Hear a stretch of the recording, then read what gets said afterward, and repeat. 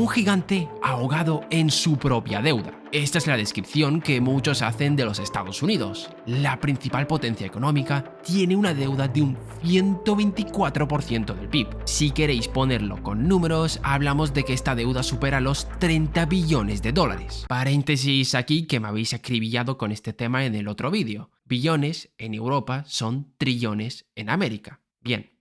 Sigamos. El gigante norteamericano parece tener los días contados. Muchos ven como imposible que el gigante norteamericano pueda sostener esa deuda. Pero ¿realmente es así? En este canal siempre hemos defendido que cada país es un caso aparte. Hemos visto casos como Singapur o Japón que tienen una elevada deuda pero no era peligrosa. Dentro de lo que cabe, estos países sí que pueden compararse entre sí. Pero el caso de Estados Unidos es una excepción a la norma con todas las letras. Hay que cambiar la perspectiva desde la cual se analiza la deuda americana y haciéndolo os evitaréis anunciar quiebras inminentes de Estados Unidos cada 2x3. Ya llega un punto en el que el temita cansa un poco. Os suelto la bomba. La deuda de Estados Unidos es una deuda que es obligada. Es decir, Estados Unidos debe tener deuda. En este vídeo os vamos a desarrollar el porqué. Así que no me enrollo más. Poneros cómodos, que empezamos.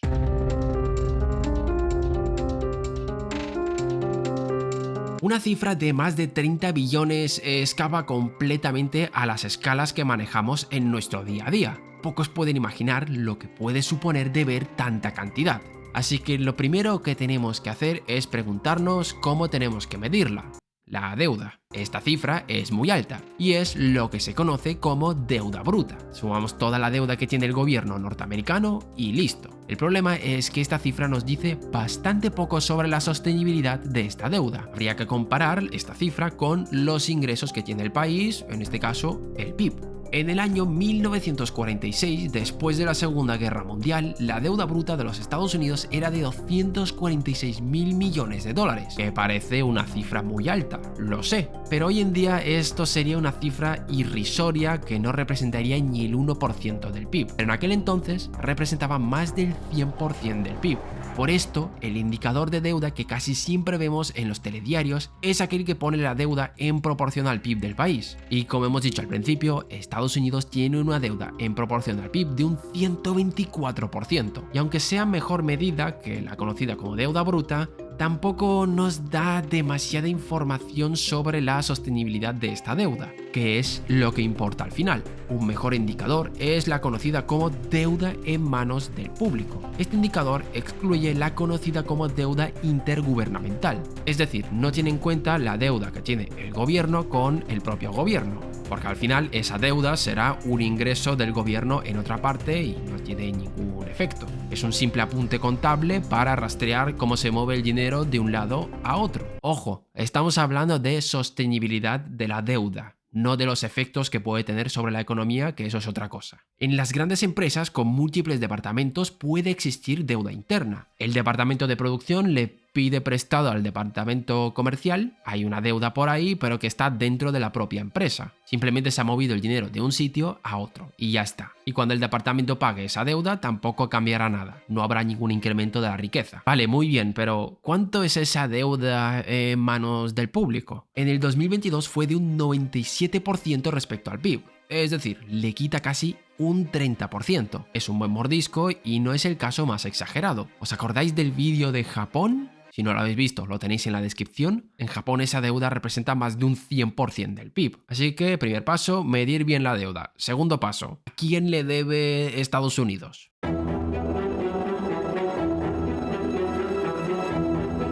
Como hemos dicho, la deuda intergubernamental no representa un problema de sostenibilidad, pero aún así es interesante preguntarnos qué hay dentro de esa deuda. El que se endeuda es el Tesoro estadounidense y el mayor tenedor de esta deuda es el seguro de vejez, que tiene un 38% de esa deuda intergubernamental, o dicho de otra forma, 2,7 billones de dólares. El Tesoro le deberá transferir a la Seguridad Social determinada cantidad de dinero. Para el Tesoro es una deuda, pero para la Seguridad Social es un derecho de cobro que tendrá en un futuro, es decir, es un activo. El Tesoro recaudará mediante impuestos el dinero necesario para poder dárselo a la Seguridad Social y ya está. aquí no ha pasado nada. Pasando la deuda en manos del público, esta se distribuye de la siguiente forma. El 30% es deuda externa, es decir, deuda en manos de personas o instituciones que no residen dentro de los Estados Unidos. El 50% es deuda interna, es decir, en manos de personas e instituciones que residen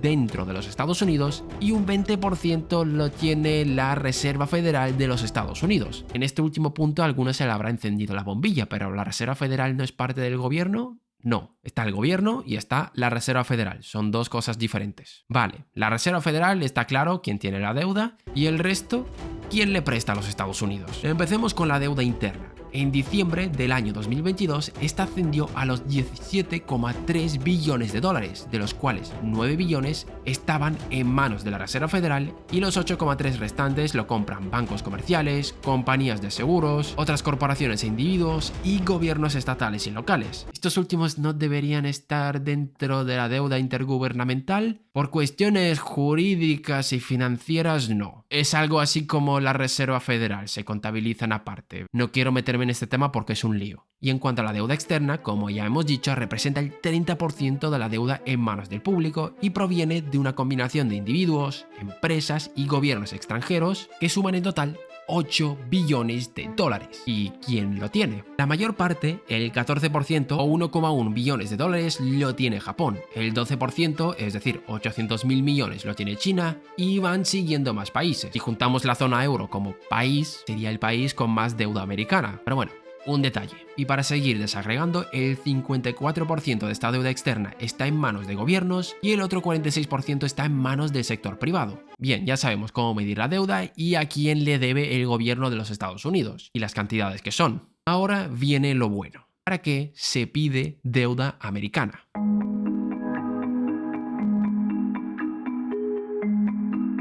Desde las crisis de los años 90 y la del 2008 hubo un incremento más que notable en los denominados activos libres de riesgo, que vienen a ser inversiones con muy bajo riesgo de impago. Esto tiene dos causas fundamentales. Uno, el miedo que ha dejado en el sistema financiero de que se repita otro episodio similar, y dos, las regulaciones bancarias como el Basilea III, que obligan a las grandes instituciones financieras a tener una gran cantidad de activos libres de riesgo y una cantidad de reservas determinadas.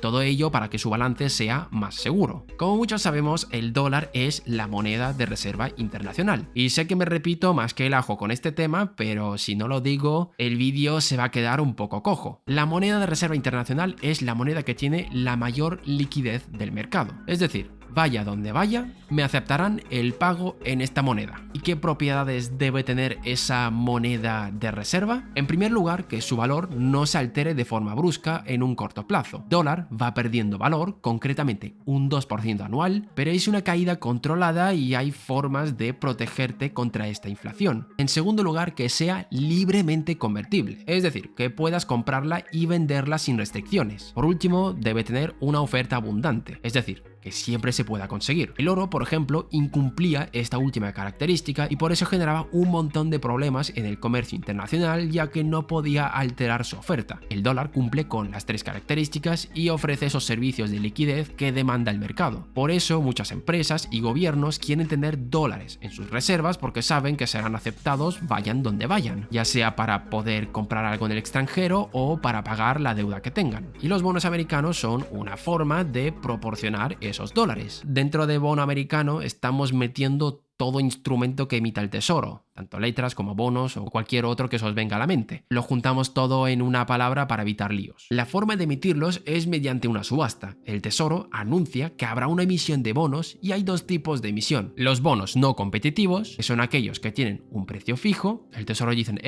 tienen este tipo de interés, quien quiera que los compre. Normalmente son los bonos a los que accede el público. Y por otro lado tenemos los bonos competitivos, que son aquellos que se negocia el rendimiento que van a tener. Y normalmente se negocia con grandes instituciones como bancos o corredores de seguros. ¿Y para qué quieren esos bonos? Para protegerse de la inflación. Ven que tienen unas reservas de dólares que no van a utilizar ahora y compran un bono americano que les devolverá esos dólares más unos intereses que cubran esa caída de valor que provoque la inflación. También lo hacen para obtener rentabilidad. Algunos instrumentos emitidos por el Tesoro americano generan un rendimiento interesante que puede interesar a ciertos inversores. Y por último está la más llamativa. También proporciona un servicio de liquidez, es decir, puedes pagar con deuda americana. En el mundo más terrenal no es común ir a la panadería y pagar con una letra del tesoro, pero en el mundo empresarial y el mundo financiero esto es de lo más común. La deuda americana se utiliza como medio de intercambio. La deuda americana es más aceptada que algunas monedas. Dices, oye, te pago tu petróleo valorado en 100 millones de dólares con este bono americano que dará 100 millones en un año. Y si el vendedor de petróleo no necesita estos dólares ahora mismo, te lo acepta. Normalmente se hace con un descuento, le das un bono valorado en 101 millones por el tiempo que tiene que esperar hasta poder ingresarlo, pero bueno, olvidémonos de esos detalles. Ahora bien, ¿por qué son libres de riesgo? Porque Estados Unidos no puede quedarse sin dólares, por un motivo evidente. Aparte de esto, tienen la certeza de que el dólar será aceptado en cualquier parte. Por tanto, hay que cambiar la visión que tenemos sobre los Estados Unidos. Ellos proporcionan un servicio al mundo. Proporcionan el servicio de una moneda de reserva, una moneda que no va a tener grandes fluctuaciones en el corto plazo, una moneda que va a ser aceptada por cualquier otro agente y una moneda de la que siempre podrás disponer. ¿Y cómo proporciona Estados Unidos esa moneda? Endeudándose. Aquí está la respuesta del vídeo. Endeudándose, Estados Unidos está proporcionando dólares al mundo, un mundo que demanda dólares. La deuda americana podemos verla como una exportación. Alemania vende coches, Estados Unidos vende moneda de reserva. Pero ahora toca tratar el elefante en la habitación. ¿Cuánto puede endeudarse?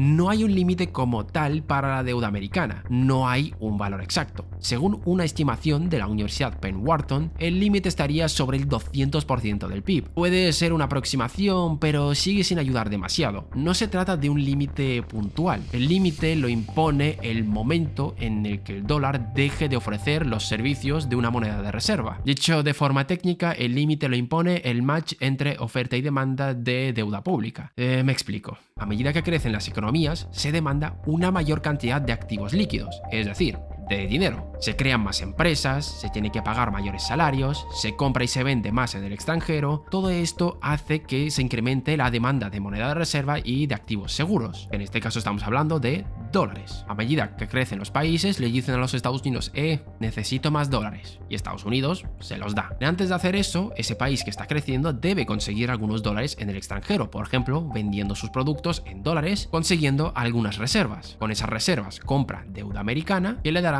dólares más unos tipos de interés que pueden hacer crecer sus reservas y así se genera ese círculo. Todo esto hace incrementar la actividad comercial, financiera, algo que requiere de más dólares en el sistema y Estados Unidos debe adaptarse a esto proporcionando más oferta de dólares, es decir, emitiendo más deuda. ¿Qué pasa si deja de emitir? Que habrá una escasez de activos líquidos en el sistema, se empezará a vender en masa la deuda americana con un descuento, provocando una reducción de los balances de las empresas y el sistema entraría en una crisis de deflación, rompiendo la posición del dólar como moneda de reserva. ¿Y qué ocurre si se pasa emitiendo? Lo que todos sabemos, que el dólar perderá valor y todos empezarán a deshacerse de esos dólares. ¿Y cómo podemos saber si nos estamos acercando a este punto? Una respuesta nos la proporciona la conocida como teoría fiscal de nivel de precios, la cual vincula la inflación con la deuda pública. Brundermeier demuestra que los bonos del gobierno tienen valor incluso si el gobierno permanece en déficit. Esto parece un poco contradictorio. ¿Cómo es posible que tenga valor algo que genera pérdidas constantemente? Porque es una burbuja y no es una forma de hablar. Literalmente estamos hablando de un esquema Ponzi. Ahí está la gracia del asunto, pero es un esquema Ponzi que es sostenible. La clave está en algo que ya presentamos en el vídeo de Japón, la conocida como condición de Domar, que nos marca cuándo una deuda puede llegar a ser insostenible. Si el tipo de interés de la economía es menor a la tasa de crecimiento de esta economía, este ciclo se podrá sostener y no representará ningún peligro. ¿Por qué? Porque puede refinanciar la deuda. Financiar la deuda es pagar deuda emitiendo más deuda, es decir, me endeudo para pagar mi propia deuda. Pero como sus ingresos, es decir, el PIB, crece más que los costes, el tipo de interés, esto de aquí se puede sostener. Así que la condición de domar es lo que marca el límite de endeudamiento que puede tener el gobierno americano, y por incumplirla una vez no pasa nada. La economía tiene que incumplir varias veces esta condición de domar para que la deuda entre en ese terreno donde se vuelve insostenible. ¿Y qué pasará cuando se revierta esa tendencia? Que la economía empezará a inundarse de dólares que no han sido demandados, empezará a devaluarse, la inflación se disparará y bueno, ya sabéis la continuación. Este es el límite real que tiene la deuda americana y no un porcentaje respecto al PIB, y menos aún el techo de deuda artificial que pone el Congreso, que es para decorar más que nada. Ahora bien, que la inflación esté subiendo ahora no significa que es un game over para los Estados Unidos.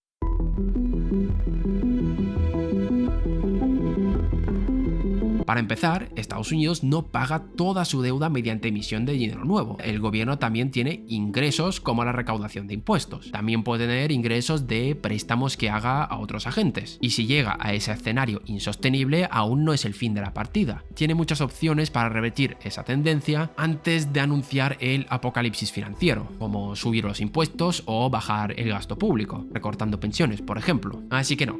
La deuda de los Estados Unidos no es un problema. Sería un problema si de pronto surge un activo de reserva que sí que pueda hacerle competencia al dólar, pero a día de hoy no existe. Como ya explicamos en otro vídeo que tenéis en la descripción, no hay candidatos. Ni el euro, ni el yuan, ni los BRICS. Por mucho PIB que junten los BRICS, no son competencia para el dólar, ya que ninguna de sus monedas cumple con las características de ser una moneda de reserva. Por mucho que pacten pagar en sus propias monedas, esto no será sostenible. Tenéis un vídeo en la descripción explicándolo. Por tanto, amigos míos, esta es la razón por la que la deuda americana es tan especial. Dejadme en los comentarios qué os ha parecido este vídeo. Gracias por vernos un día más y nos vemos en el próximo vídeo.